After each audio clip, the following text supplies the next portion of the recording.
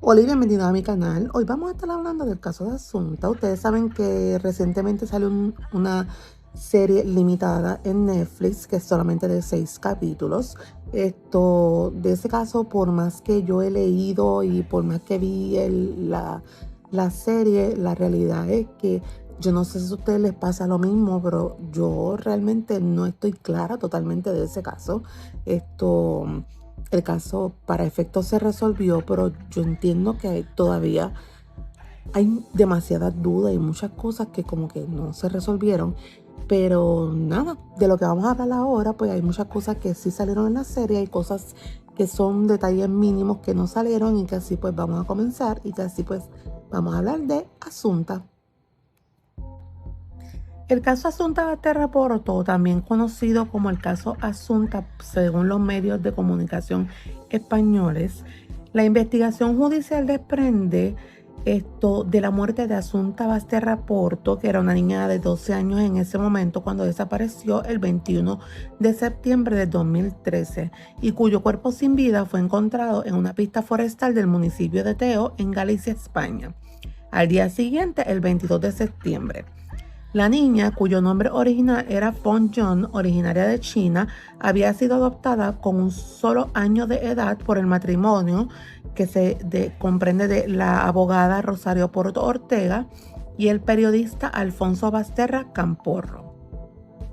Rosario Porto, ella era hija única y venía de una familia prominente, ¿verdad? Que tenían dinero, propiedades. Era hija de un abogado que era bastante conocido y de una profesora de historia de arte en la universidad. Ella recibió una excelente educación. El 3 de marzo de 1997, ella fue nombrada cónsul de Francia, representación que ella heredó de su padre. Alfonso Basterra, él era un periodista en temas económicos, y tenía un puesto que era estable. Al perder su trabajo, él luego se dedicaba a colaboraciones puntuales con algún medio y a gestionar el gabinete de comunicación de alguna empresa turística. Rosario, ella padecía de brotes de lupus, lo que llevó a que los médicos le aconsejasen que no se embarazara. Por eso ellos tomaron la decisión de adoptar una niña en China. El 6 de enero, Alfonso descubre la infidelidad de Rosario al revisar unos correos electrónicos. El día 8 ellos discuten y se produce la separación. Al principio todo fue desagradable, obviamente pues Alfonso estaba bastante molesto y por lo tanto él se pasaba acosando a Rosario, él le enviaba constantes mensajes de reproche y de acusaciones. La sentencia de divorcio llega el 14 de febrero por mutuo acuerdo. Alfonso acude a un psicólogo y al tiempo la pareja llega a un equilibrio. Él cuida de la niña y de Rosario y además de su enfermedad, el lupus, ¿verdad? Y de sus episodios de depresión. Y a cambio, Rosario lo ayudaba a él económicamente. Cuando Alfonso se muda, él se muda bastante cerca de Rosario porque él cuidaba de la niña y él pues como ellos llegaron a un acuerdo, pues él podía estar con la niña cuando ella quisiera. Incluso la niña caminaba de la casa de su papá a la casa de su mamá o viceversa. El 26 de junio, Rosario es ingresada en neurología por un agravamiento de su enfermedad con mareo, inestabilidad al caminar y caída del párpado. Permanece ingresada hasta el 1 de julio y su exmarido llega a un pacto con ella que cuidaría de ella y de la hija, pero le pidió como condición que cortara su relación con el amante. Y ella pues accedió. La noche del 4 al 5 de julio se produce un extraño incidente que no ha podido ser explicado al día de hoy, ya que alegadamente entre las 2:30 y a las 4:30 de la mañana un hombre intenta estrangular a Asunta en su habitación. Rosario afirma que se dejaron las llaves en la puerta por descuido y mientras ella dormía escuchó unos ruidos y se levantó y acudió a la habitación de su hija, donde un hombre fuerte y de baja estatura con guantes látex tenía las manos alrededor del cuello de la hija. Este hombre fue calificado por la prensa como el hombre de negro. Rosario lo agarró, el hombre le dio un gran empujón y salió corriendo y supuestamente Rosario no llamó a nadie para que la ayudara. Hay diferentes interpretaciones sobre, ¿verdad?, este incidente, ya que creen que fue puro invento de la madre. Otros dicen que fue un primer intento de asesinato llevado a cabo por la madre o los padres, o que fue una excusa para suministrarle Orfidal. En el juicio, la vecina del tercero de Rosario aseguró que esa noche sus perros no ladraron. Ella lo que explica es que normalmente pues los perros cuando detectan que hay alguien extraño dentro del edificio, ellos ladran, pero que esa noche no ladraron. La madre no procedió a denunciar el incidente. Asunta se comunicó por WhatsApp con una amiga a la que le indicó, ¿verdad?, que la habían intentado matar esa noche, pero luego no volvió a hablar del asunto con ella. En una excursión con otra amiga, Asunta le contó la historia con signo de angustia y la madre de la amiga se puso en contacto con Rosario y la instó a denunciar. Rosario fue a preguntar a la comisaría de Santiago, pero finalmente decidió no hacerlo, aunque contó a la madre de la amiga de Asunta que sí lo había hecho. En julio, Asunta asiste a clases de música. El 9 de julio, el padre la lleva, ¿verdad?, a las clases de música con signos de somnolencia, mareo, y el padre afirma que la hija tiene unas alergias y que le había dado un medicamento que le había provocado esa reacción. El 22 de julio vuelve a ocurrir un incidente parecido. Asunta no es capaz de tocar bien y está medio dormida, tiene problemas al andar y mareos nuevamente. La directora la interroga y Asunta afirma que le dan unos polvos blancos que saben fatal y que la dejan dormida durante largas horas. A preguntas de la directora, la niña afirma que es su madre la que le hace tomar esos polvos blancos y que una amiga de su mamá es la que le ha dado esos polvos en el portal de su casa. En el mes de agosto, Rosario sufre un cuadro depresivo acompañado de ansiedad y Alfonso accede a cuidarla. Asunta pasa el mes alejada de sus padres, primero con su madrina del 30 de julio al 22 de agosto y más tarde el 28 de agosto se va al campo con su cuidadora, la mujer que ayudaba también a Rosario en las tareas domésticas. Durante su ausencia, los padres la llamaban a diario pero no la visitaban.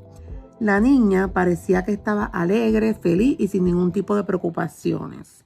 Los padres de Asunta denunciaron su desaparición en la tarde del 21 de septiembre de 2013 y la madrugada del día siguiente, 22 de septiembre, 2 personas descubrieron un cadáver en una pista forestal a solo 5 kilómetros de la casa de campo de Rosario Porto, alertando así a los servicios de emergencia, quienes identificaron el cuerpo de la niña desaparecida el día 24 de septiembre. Rosario Porto fue detenida e investigada por un presunto delito de homicidio. Un día después, también el padre Alfonso fue detenido e investigado. De acuerdo con los datos, durante la investigación, la misma giró en torno a una serie de pistas, entre ellas unas cuerdas encontradas en la propiedad de la madre, semejantes a las que tenía el cadáver de Asunta. También se encontró la presencia de medicamento lorazepam en cantidades tóxicas en la sangre de Asunta. Otro dato que llamó mucho la atención fue que el ordenador portátil y el celular del padre desaparecieron al iniciarse la investigación, pero alguien lo colocó en su piso más tarde. Después de manipular el disco duro, en junio del 2014, el juez puso fin a la instrucción del caso, dando paso al proceso de apertura de juicio oral. La selección de jurado popular se inició en mayo del 2015, estando previsto el comienzo del juicio para entre el 23 de junio y el 17 de julio del mismo año. Pero se produjeron algunos retrasos y finalmente a principios del 2015 cuando fue que inició el juicio. El 30 de octubre del 2015, el jurado popular designado por el Juzgado de Santiago de Compostela halló culpables tanto a Alfonso como a Rosario Porto por unanimidad del asesinato de Asunta. En mayo del 2016, el Tribunal Superior de Justicia de Galicia corrige el veredicto y considera no aprobado que Alfonso subiera al coche y acompañara a Rosario. Por lo tanto, la madre fue la que provocó la asfixia, aunque mantiene la pena para él por el planear y colaborar el asesinato. En octubre del mismo año, la Sala Segunda del Tribunal Supremo confirma la sentencia del Tribunal Superior de Justicia de Galicia. El miércoles 18 de noviembre del 2020 encuentran en su celda de la prisión de Ávila el cuerpo sin vida de Rosario Porto, al parecer muerta por ahorcamiento. Ellos fueron sentenciados a 18 años de cárcel para cada uno por delito de asesinato con concurrencia de agravantes del parentesco. Algo importante durante el levantamiento del cadáver de Asunta fue que los forenses no tomaron la temperatura vía rectal por miedo a destruir o contaminar las pruebas, ya que se sospechaba de una agresión sexual. Tampoco la tomaron de otra manera, por lo que no se pudo establecer con rigor la hora de la muerte y el cuerpo estuvo 4 horas yacientes en el talud. Los dos forenses, llamados por la defensa de Rosario Porto, afirmaron que no aparece claramente justificado el intervalo establecido en el informe de la autopsia. En una primera versión de los hechos, Rosario había declarado que había dejado a la niña en su casa en Santiago y cuando regresó un par de horas después, la niña ya no estaba. El 24 de septiembre, Rosario fue arrestada por los cambios en sus versiones de los hechos. El 25, Alfonso fue detenido luego del informe de toxicología. Un análisis de cabello de Asunta revela que había consumido altas dosis de Orfidal. Para los que desconozcan qué es Orfidal, eso es un tranquilizante ansiolítico que evita lo que es el nerviosismo y la ansiedad y que actúa sin influenciar en las actividades normales del individuo. Obviamente, al darle eso a una niña en altas dosis, pues por eso es que ella tenía tanto mareo y somnolencia y por lo tanto se asoció, ¿verdad? Eso que ella tenía y con los testimonios de los profesores, todos los mareos y somnolencia, pues todo coincidía exactamente y ellos les estaban dando altas dosis de 3 meses antes de la muerte de Asunta, ¿verdad? La imputación pasa de ser de homicidio a asesinato por suponer agravante de alevosía y parentesco. A principios de octubre, el laboratorio identifica 2 manchas de semen en una camiseta de Asunta. El perfil era de un joven colombiano residente en Madrid. Él había sido acusado de violar a una menor en una fiesta en su domicilio.